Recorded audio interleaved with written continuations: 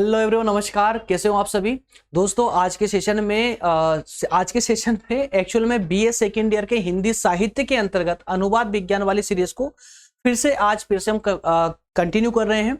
बता दूं प्रारंभ में ही कि इससे पहले हमारे 6 सेशन अनुवाद विज्ञान पर हो चुके हैं, जिसमें हमने हिंदी साहित्य के अनुवाद विज्ञान में पूरे सिलेबस के अनुसार टॉपिक वाइज टॉपिक की चर्चा की थी। इससे पहले 2 यूनिट पर हमारी चर्चा हो चुकी है हिंदी साहित्य के अनुसार, है ना। याद रखिएगा, हिंदी साहित्य के अंतर्गत अनुवाद विज्ञान वाली सीरीज में 2 यूनिट हो चुकी है, 2 इकाई हो चुकी है। ये तीसरी इकाई आज से प्रारंभ होने जा रही है।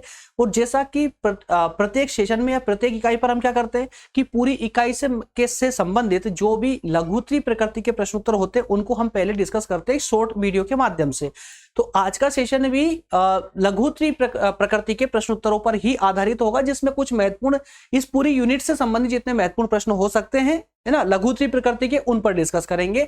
और बाकी दीर्घ प्रकृति के प्रश्नों के लिए इस सेशन के तुरंत बाद में ही जो है आपके डिटेल क्लासेस आने वाली है, जिसमें प्रत्येक पर एक एक सेशन हम लेंगे। कैसे, आगे अंदर दिखा देता हूं मैं आप लोगों को।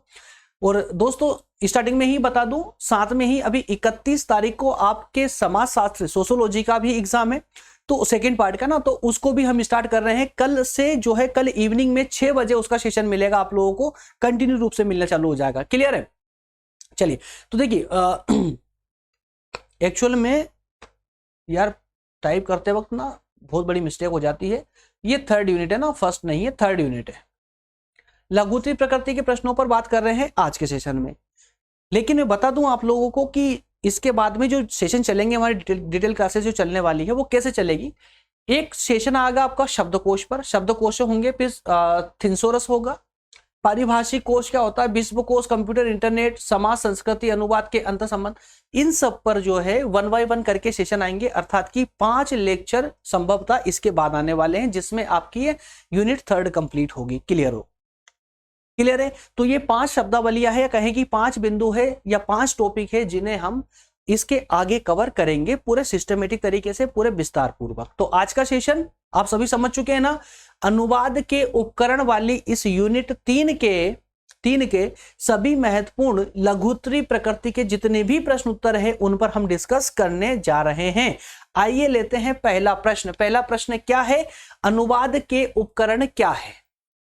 सबसे पहला प्रश्न पूरी यूनिट का निचोड़ है ये, है ना। डायरेक्टली पूछ लिया गया है कि अनुवाद के उपकरण क्या है, किसे कहते हैं उपकरण। आइए एक एक करके समझ लेते हैं इनको। अनुवाद के उपकरण की बात हो रही है, अर्थात कि अनुवाद के जो टूल्स है, जिनकी सहायता से एक अनुवादक अनुवाद करता है, अर्थात कि लक्ष्य भाषा में स्रोत भाषा को लक्ष्य भाषा में कन्वर्ट करता है, जिसे हम अनुवाद बोलते हैं।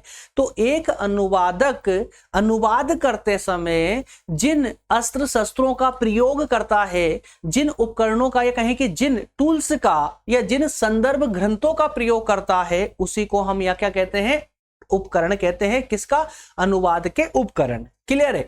तो अनुवाद के उपकरणों से तात्पर्य ऐसे संदर्भ ग्रंथों से है, अर्थात कि ऐसे टूल्स से है जो अनुवादक के काम में सहायक होते हैं। पहली बात। दूसरा देखिए, ये क्या हो सकते हैं, ये संदर्भ ग्रंथ क्या है, मतलब उपकरण क्या है। भैया अनुवाद करने के लिए किसकी आवश्यकता लगती है, आप खुद सोचिए ना। किसी का भी ट्रांसलेशन करते हो तो सबसे मेन चीज आपको जो है शब्दकोश होना चाहिए आपके पास में, शब्दों का अर्थ पता होना चाहिए, है ना, कि स्रोत भाषा के शब्द का क्या अर्थ निकल रहा है, जिसका अर्थ आप लक्ष्य भाषा में ढूंढ सकते हो। तो सबसे मेन जो इसका टूल्स होता है, या कहें कि उपकरण होता है ना, वो होता है आपका शब्दकोश। क्लियर है ना। तो शब्दकोश ही यहां पर अनुवाद का सबसे बड़ा क्या है, उपकरण है ना। शब्दकोशों के अलावा विश्वकोश भी अनुवाद का महत्वपूर्ण उपकरण है। जी हाँ, देखिए शब्दकोश बेसिकली अगर सामान्य अर्थों में देखा जाए तो शब्दकोश और विश्वकोश में कोई अंतर नहीं है। सामान्य अर्थों में तो शब्दकोश में भी आपको शब्द प्राप्त होते हैं, विश्वकोश में भी शब्द प्राप्त होते हैं। बस फर्क इतना है कि शब्दकोश किसी एक भाषा को लेकर के हो सकते हैं, जबकि विश्वकोश में दुनिया की सभी भाषाएं आ जाती हैं। ठीक है ना। तो शब्दकोश और विश्वकोश इसका बड़ा रूप है, एक बड़ा रूप है। तो इसलिए कहा गया है कि इसमें मुख्य रूप से शब्दकोश आते हैं, और शब्दकोशों के अलावा विश्वकोश भी अनुवाद का महत्वपूर्ण उपकरण है, जिसके द्वारा अनुवादक अपरिचित विषयों को के बारे में जान सकता है। क्योंकि अनुवादक के लिए तो बहुत जरूरी है ना, अनुवादक के लिए बहुत आवश्यक है कि वो प्रत्येक विषय की जानकारी रखे। क्योंकि किस विषय का ट्रांसलेशन अर्थात कि अनुवाद करना है उसको, तो जिस भाषा का और जिस भाषा में अनुवाद करना है उन दोनों ही भाषाओं का ज्ञान होना अति आवश्यक है अनुवादक के लिए। तो ज्ञान कब होगा? जब उसका विश्वकोश या शब्दकोश अच्छा खासा होगा। क्लियर है? इसीलिए कहा गया है कि शब्दकोश या विश्वकोश ही जो है आपके अनुवाद के महत्वपूर्ण उपकरण माने जाते हैं। ठीक है ना। अगला प्रश्न है अनुवाद और संस्कृति का संबंध बताइए। अनुवाद और संस्कृति का संबंध, अगर हम सामान्य अर्थों में भी अनुवाद और संस्कृति के संबंध की बात करें दोस्तों, तो देखिए क्या होता है। अनुवाद किसका होता है? एक भाषा का दूसरी भाषा में, यही होता है ना। तो अनुवाद जब एक भाषा का दूसरी भाषा में होता है दोस्त, तो अनुवाद जो भाषा होती है ना, अब जो भाषा होती है, भाषा किसको व्यक्त करती है? किसी भी सभ्यता की संस्कृति को, किसी भी समाज की सभ्यता या उसकी संस्कृति को, है ना। तो ऐसे हम ये कह सकते हैं कि चूंकि अनुवाद एक भाषा का दूसरी भाषा में किया जाता है, अर्थात ये कि दो संस्कृतियों का खेल है यहाँ पर। कि स्रोत भाषा के अंदर संस्कृति को जिस रूप में प्रस्तुत किया गया है उसी रूप में लक्ष्य भाषा में भी उसी रूप में प्रस्तुत किया जाना आवश्यक है ना। इसलिए हम ये कह सकते हैं कि दो संस्कृतियों के बीच में जो अनुवाद होता है ये एक सेतु का काम करता है, एक सेतु का काम करता है, एक पुल का काम करता है। इसलिए कहा गया है कि अनुवाद मूलतः सांस्कृतिक कर्म भी है। क्या है? सांस्कृतिक कर्म भी है। क्योंकि अगर हम चाहते हैं कि किसी अन्य संस्कृति के बारे में हमें ज्ञान प्राप्त हो, हमें किसी अन्य सभ्यता या संस्कृति का ज्ञान हो, तो उसके लिए क्या करना होगा? हमें अपनी भाषा में अनुवाद करवाना होगा उस विशेष संस्कृति का, है ना। तो अनुवाद क्या हुआ? दो संस्कृतियों के बीच में एक पुल का काम कर रहा है, एक ब्रिज का काम कर रहा है। तो प्राचीन समय से यह आदान प्रदान होता भी रहा है। जैसे मान ले कि भारतीय साहित्य का, भारतीय दर्शन का या गणित का आदि का अनुवाद कई भाषाओं में, विश्व की कई भाषाओं में हुआ है। तो क्या हुआ कि भारतीय जो संस्कृति थी उसका परिचय विश्व के अन्य देशों तक पहुंचा। जिसे चीनी भाषा में इसका ट्रांसलेशन हुआ, अनुवाद हुआ तो चीन तक पहुंचा। जापानी भाषा में हुआ, सिंगली, जर्मन, फ्रांसीसी, अंग्रेजी, कई भाषाओं में, दुनिया की कई भाषाओं में इसका अनुवाद हुआ। तो इस अनुवाद के द्वारा एक सभ्यता या संस्कृति दूसरी सभ्यता या संस्कृति की जानकारी प्राप्त करती है। इसीलिए हम कह सकते हैं कि अनुवाद और संस्कृति का जो संबंध है वो घनिष्ठ होने के साथ ही साथ में प्रत्यक्ष संबंध पाया जाता है दोनों के बीच में। क्लियर है ना। चलिए अगला जो प्रश्न है, नेक्स्ट प्रश्न, लघुत्तरी प्रकृति के डिस्कस कर रहे हैं ना, याद रखिएगा लघुत्तरी प्रकृति के और दीर्घ प्रकृति के जब क्वेश्चन आंसर करेंगे ना, तो एक प्रश्न पर ही एक पूरा टॉपिक होने वाला है। एक प्रश्न पर ही एक टॉपिक होगा पूरा, आप सभी अच्छे से जानते हैं। तो एक प्रश्न पर एक पूरा टॉपिक अर्थात एक पूरा लेक्चर लेने वाले हैं हम, पूरा विस्तार पूर्वक। अगर यहाँ पर कोई कंफ्यूजन भी बचे ना, टेंशन मत लीजिएगा। बेसिकली तो वैसे अगर नियम अनुसार देखा जाए ना, तो ये वाला सेशन हमें इस यूनिट के खत्म होने के बाद लेना था।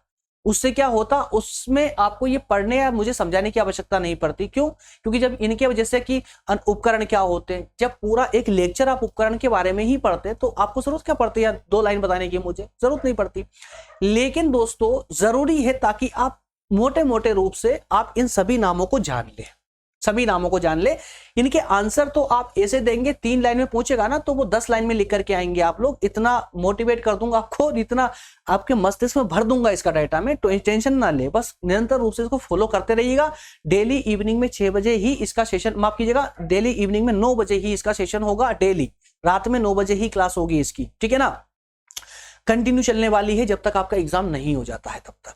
चलिए तो अब नेक्स्ट क्वेश्चन लेंगे कि सांस्कृतिक अनुवाद का अर्थ क्या है। सांस्कृतिक अनुवाद का अर्थ क्या है? ऊपर हमने देखा अनुवाद और संस्कृति का संबंध प्रत्यक्ष संबंध पाया जाता है ना, दोनों आपस में जुड़े हुए हैं। तो सांस्कृतिक अनुवाद का मतलब क्या हुआ?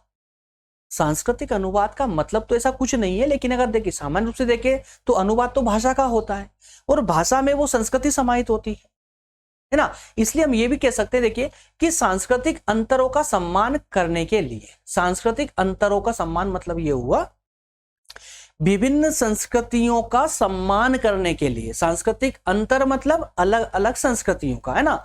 तो अलग अलग संस्कृतियों का सम्मान करने के लिए या दिखाने के दौरान सांस्कृतिक अनुवाद अनुवाद का अभ्यास है। कुल मिलाकर के ये कह सकते हो आप कि विभिन्न प्रकार विश्व की विभिन्न संस्कृतियों का सम्मान करने या उन संस्कृतियों को प्रकट या दिखाने के लिए या उनके बारे में ज्ञान प्राप्त करने के लिए जो है, जो अनुवाद, सांस्कृतिक अनुवाद जो होता है वो अनुवाद का एक अभ्यास है, अनुवाद का, ट्रांसलेशन का एक अभ्यास है। इस प्रकार का अनुवाद संस्कृति से जुड़े कुछ मुद्दों को हल करता है ना। सांस्कृतिक अनुवाद क्या करता है दोस्तों कि जो सांस्कृतिक रूप से जो मुद्दे होते हैं, है ना, संस्कृति के जो मुद्दे होते हैं, जो उलझन भरे मुद्दे होते हैं, तो उनको जो है सरल या उनका हल खोजने का प्रयास करता है। विभिन्न साहित्यों की मदद लेके, विभिन्न संस्कृतियों की मदद लेके, विभिन्न भाषाओं के माध्यम से अनुवाद के द्वारा, सांस्कृतिक अनुवाद के द्वारा उस संस्कृति के उलझन भरे जो मुद्दे होते हैं उनका हल निकालने का प्रयास इसके अंतर्गत किया जाता है। किसके अंतर्गत? सांस्कृतिक अनुवाद के अंतर्गत। जैसे बोलियां, भोजन या वास्तुकला।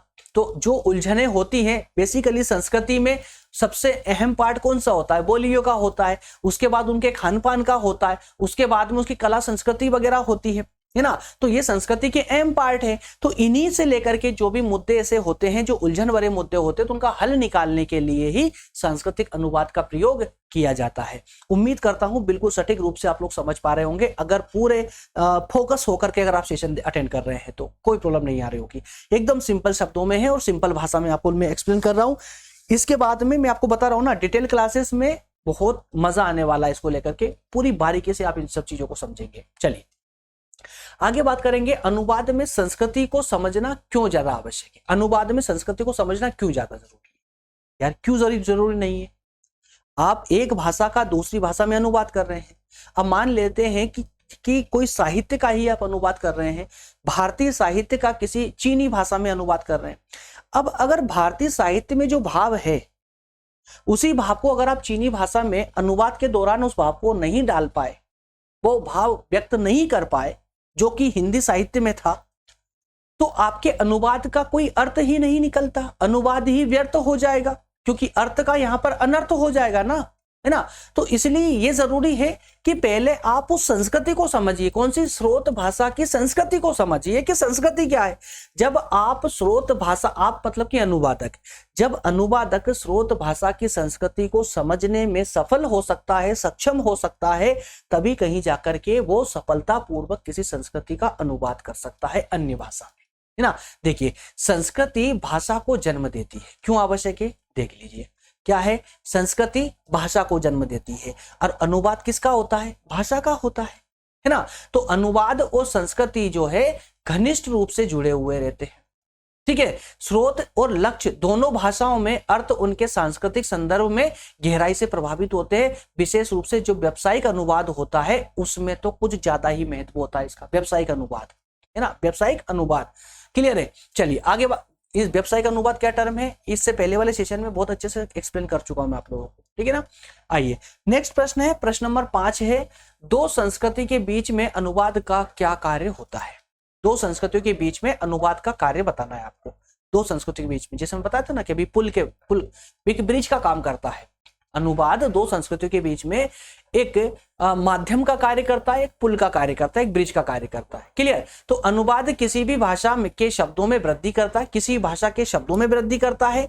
जैसे मान लेते हैं कि मार्क्स और फ्राइड जैसे विद्वानों के विचार आज हम आसानी से इनके विचारों को समझ पा रहे हैं, इनके विचारों के बारे में पढ़ पा रहे हैं। जैसे मार्क्स के समाजवादी विचार रहे हैं, फ्राइड के विचार रहे हैं, तो इन विचारों को हम कब समझ पाए, कब जान पाए? ये तो इनकी भाषा में थे, लेकिन कब जान पाए? जब इनके विचारों का अनुवाद हिंदी भाषा में हो पाया, तो ये अब विचार हमारे तक आ पाए और हम इन विचारों को पढ़ पाए हैं और समझ पाए हैं, है ना। इसलिए कहा गया ना कि मार्क्स फ्राइड जैसे विद्वानों के विचार हम तक अनुवाद के माध्यम से ही पहुंच सके हैं। और अनुवाद मूलतः सृजनात्मक कर्म तो है ही, साथ ही एक उन्नत ज्ञान समाज का विकास भी करता है, ठीक है। उन्नत ज्ञान भी है और ये समाज का विकास भी करता है।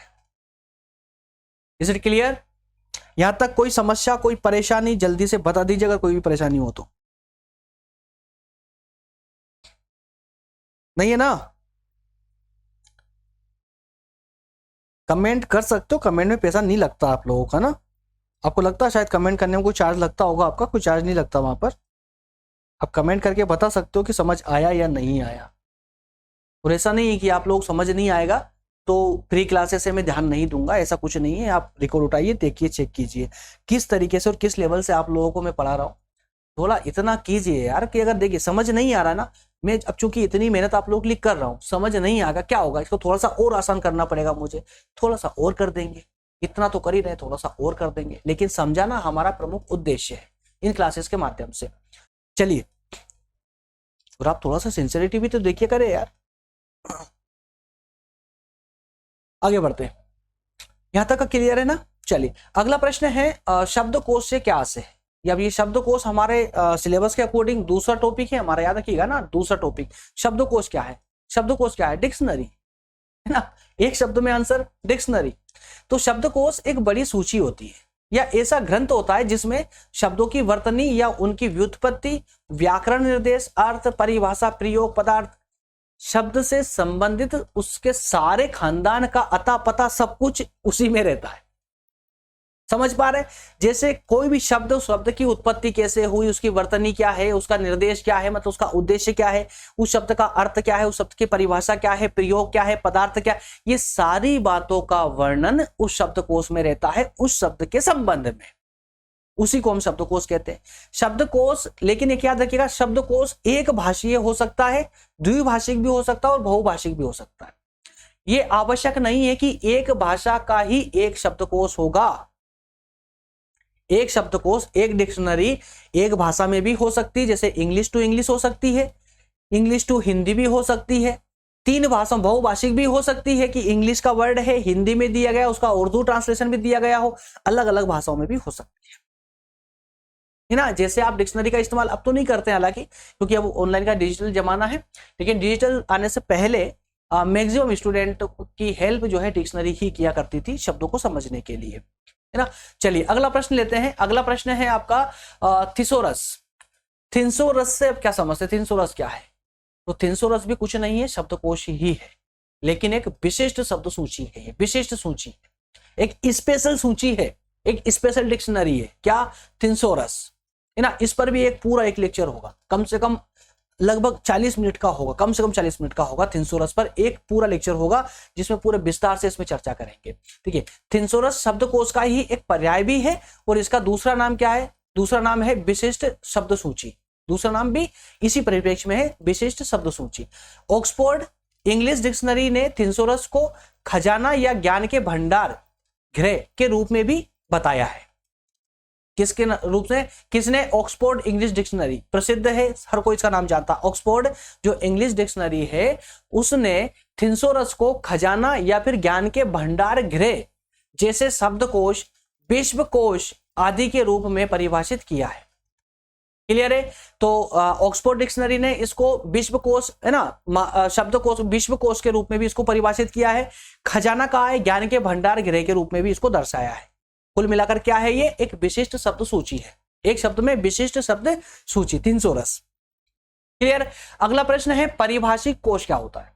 परिभाषिक कोश क्या होता है? तो ज्ञान की किसी विशेष विधा, ज्ञान की किसी विशेष विधा में प्रयोग किए जाने वाले शब्दों को उनकी परिभाषा के साथ सूची परिभाषिक शब्दावली या परिभाषिक शब्दकोश कहलाती है। जो उसकी सूची होती है, परिभाषा की जो उसकी सूची होती है, किसकी?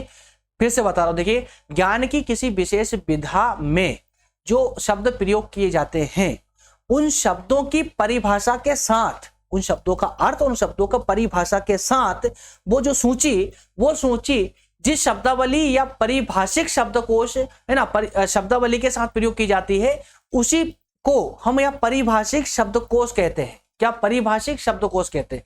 परिभाषिक, अरे यार सिंपल सी बात है ना, शब्दकोश सिंपल, शब्दों का अर्थ वगैरह मिल जाएगा आपको, लेकिन जिस शब्द का प्रयोग या जिस शब्द को हम उसकी परिभाषा के साथ दर्शा रहे हैं, उस अर्थ और परिभाषा के साथ दर्शाना, उसको हम परिभाषिक शब्दकोश कहते हैं।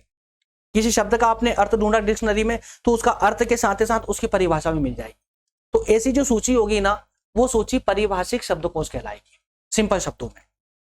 ठीक है, नेक्स्ट और लास्ट प्रश्न है विश्वकोश से आप क्या समझते हैं? विश्वकोश से आप क्या समझते हैं? तो जो आप शब्दकोश से समझते हैं वही आप विश्वकोश से समझेंगे, ज्यादा बेहतर होगा। शब्दकोश एक जो है कुछ भाषाओं को लेकर बनाई जा सकती है ना, लेकिन उसका स्तर जो होता है छोटा होता है। विश्वकोश में समस्त विश्व का समस्त ज्ञान भंडार इसमें समाहित हो जाता है। विश्वकोश का अर्थ है कि विश्व के समस्त ज्ञान का भंडार, विश्व के समस्त ज्ञान का भंडार। अतः विश्वकोश वह कृति है जिसमें ज्ञान की सभी शाखाओं का सन्निवेश होता है। ज्ञान की सभी शाखाओं का, सभी संस्कृति, सभी सभ्यता आपको उस विश्वकोश में मिल जाएगी। आज दुनिया का सबसे बड़ा विश्वकोश कौन सा है दोस्तों?